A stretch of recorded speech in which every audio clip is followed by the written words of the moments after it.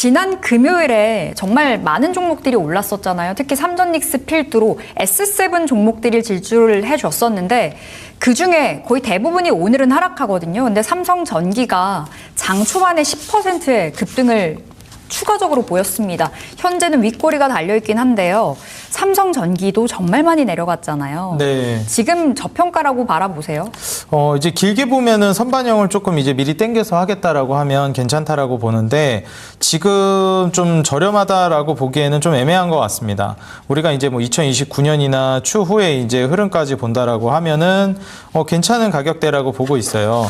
뭐 재무추이를 한번 보게 되면 실적 2분기에 굉장히 좋았었어요. 네, 그래서 사실 이제 PER 같은 경우에도 뭐 14배 수준으로 떨어지는 그런 흐름을 좀 우리가 기대해 볼 수 있거든요. 그래서 지금 현재 뭐 29년까지의 이익 성장성이 어느 정도 잡혀 있기도 하고 그리고 실제로 그런 구조로 이어나갈 거라고 보기 때문에 내가 장기 투자할 거다 그러면은 뭐 삼성전기는 괜찮은 구간이라고 보는데 내가 이제 장기 투자할 생각이 없다라고 하시는 분들은 저는 조금 조심해야 되지 않을까 생각을 하거든요. 근데 뭐 고점 대비 낙폭이 너무 많이 떨어져 가지고 저는 삼성전기를 그렇게 뭐 우려를 해야 될 만한 가격일까 생각은 합니다. 진입 매력이요? 네, 뭐 사실 솔직히 이제 삼성전자, SK하이닉스가 물론 당연히 매력적이고 저는 SK하이닉스가 제일 매력적이라고 보지만 삼성전기 역시도 이제 변동성이 컸고 7월 한 달만 하더라도 뭐 이게 240만 원 넘어가던 기업인데 70, 뭐, 이제 얼마까지 갔었죠?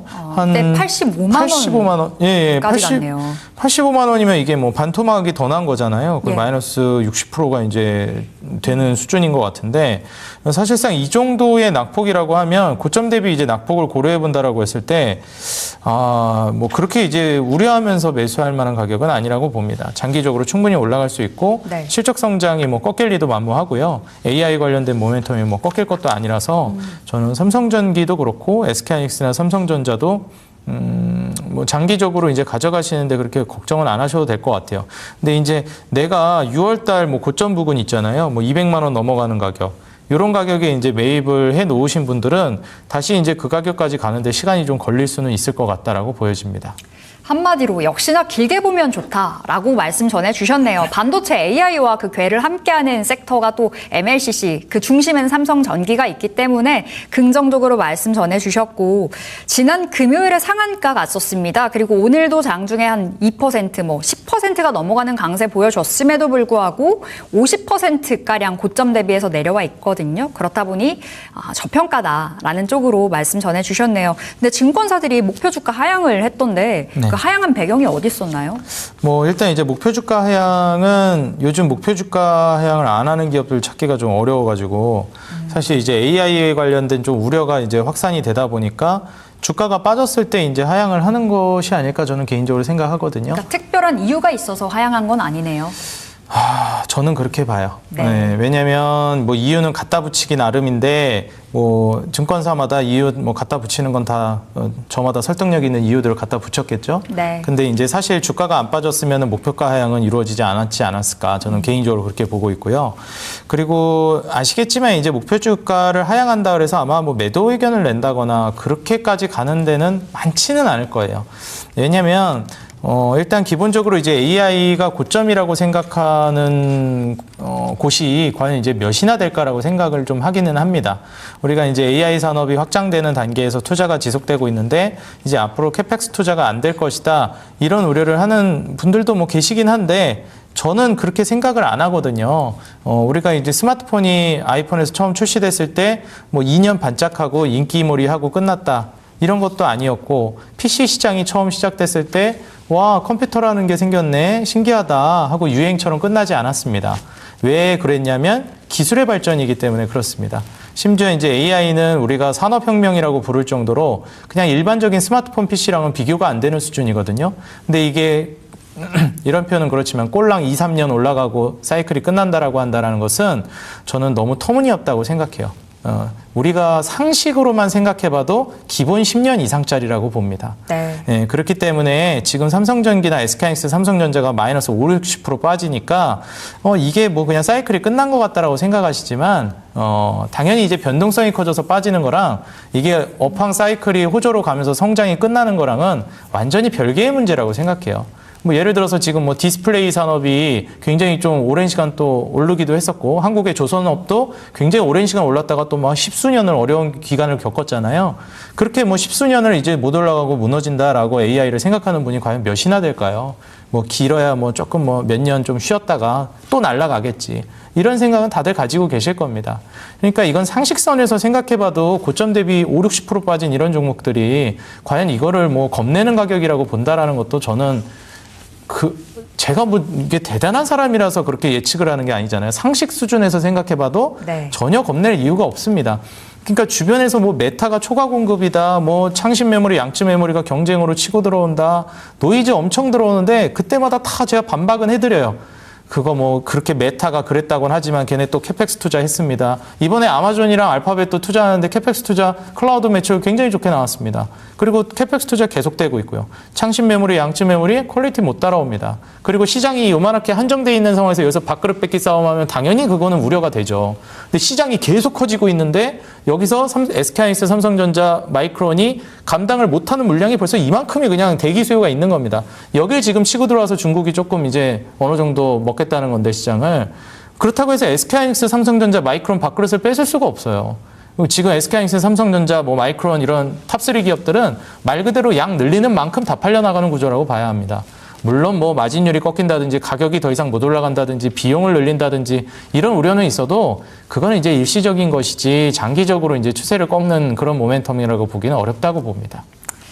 삼성전기와 함께 반도체에도 해당되는 말씀을 해주셨습니다. 결국에 지금은 걱정할 자리는 아닌 듯합니다. 정말 많이 내려와 있잖아요.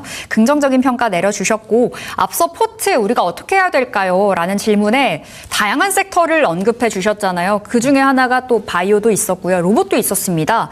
로봇은 제 기억으로는 대표님께서 그렇게 공격적으로 막 보자라는 스탠스는 아니었잖아요. 다소 좀 보수적이었었고 그 안에서도 대형 로봇을 언급해 주셨던 기억이 났는데 이제 재료가 하나 둘씩 나오거든요. 네. 어느 정도 시각이 바뀌셨을까요? 뭐 로봇은 항상 똑같습니다. 로봇은 이제 SK하이닉스, 삼성전자 혹은 뭐 여타 다른 섹터들이랑 뭐 제약바이오도 마찬가지고요. 이런 섹터들과 비교해 보면 리스크가 조금 이제 높고 변동성이 큰 산업이기 때문에 혁신 업종이잖아요. AI 그 메모리 쪽이랑은 또 다릅니다.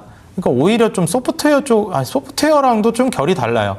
오히려 2020년도에 이제 전기차 시장이랑 비교하는 게 저는 조금 더 맞는 것 같은데, 산업이 이제 굉장히 빠르게 성장하고 있고, 이익이 이제 조금 정상화궤도로 올라오지 않을까라는 기대감, 그리고 추후에 폭발력 있는 성장을 할 거라는 기대감을 가지고 가는 거고, 이미 이제 반도체는 엄청난 이익을 터뜨렸잖아요. 그래서 네. 수급을 뺏겼습니다. 로봇이 사실상.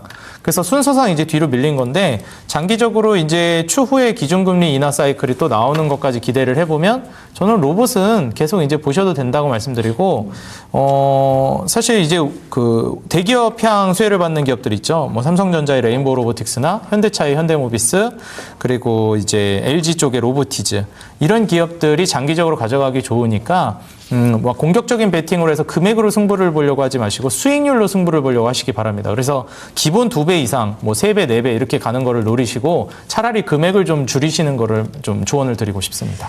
지난번에 말씀 주셨던 기억이 납니다. 비중 자체를 크게 가져가기보다는 그러니까 어느 정도 이 배수를 좀 늘려가는 쪽으로 네. 우리가 그 가닥을 잡아보자라는 말씀 전해주셨고 바이오도 짧게 말씀 전해주시겠어요? 오늘 굉장히 잘 가더라고요. 중소형 바이오까지요. 네, 제약바이오 같은 경우에는 지금 이제 제가 가장 중요하게 보고 있는 게 연준의 이제 발언이라든지 스탠스를 시장이 좀 왜곡해서 해석하고 있다라고 생각합니다. 연준 의장도 저는 이번에 그 인터뷰한 거 뉘앙스를 좀 느끼기로는 제가 해석하는 발언은 기준금리 인상할 생각이 없다라고 느껴졌어요. 네. 네, 근데 시장은 이제 기준금리 인상할 것이다. 매파적으로 해석을 했죠. 네, 근데 저는 시장이 그건 멋대로 매파적으로 해석하고 있다고 생각합니다. 그래서 사실상 이제 기준금리 인상할 가능성은 저의 분석으로는 거의 가능성이 없는 수준이라고 봅니다. 기준금리 인상 가능성은. 네. 근데 이미 실질금리 자체가 굉장히 많이 올라가 있는 상황이고 시장은 그렇게 생각하지 않고 있어요. 물론 제가 틀릴 수도 있겠지만 저의 개인적인 생각은 그렇습니다.